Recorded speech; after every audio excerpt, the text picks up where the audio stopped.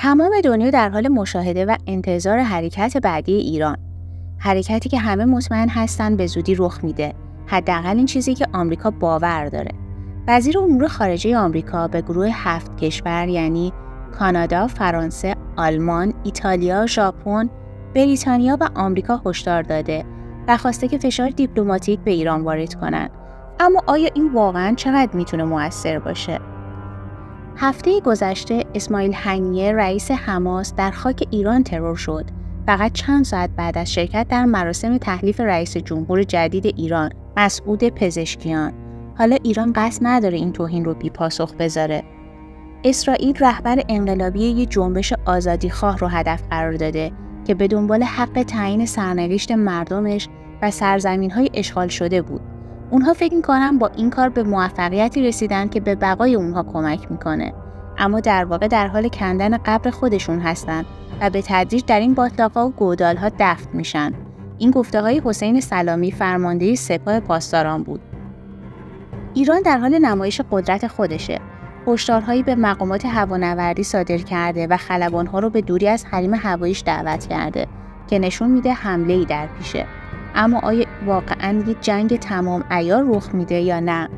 گفته شده ایران به دنبال تشدید تنش‌ها در منطقه نیست.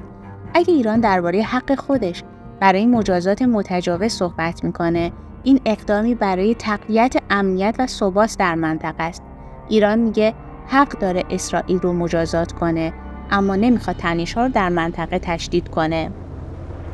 ایران از یه دوست قدیمی یعنی روسیه درخواست کمک کرده. دبیر شورای امنیت روسیه به تهران اومد که قبلا وزیر دفاع روسیه بوده و بیشتر از 2 سال به درگیری روسیه و اوکراین نظارت داشت که با رئیس جمهور ایران مسعود پزشکیان و همچنین مقامات ارشد دیگه هم دیدار داشت. این دیدار نمادین بود و نشون میده که ایران هم دوستان قدرتمندی داره. هر دو طرف برای حرکت بعدی آماده میشن. تنها سوال اینه که ایران چه زمانی حمله میکنه؟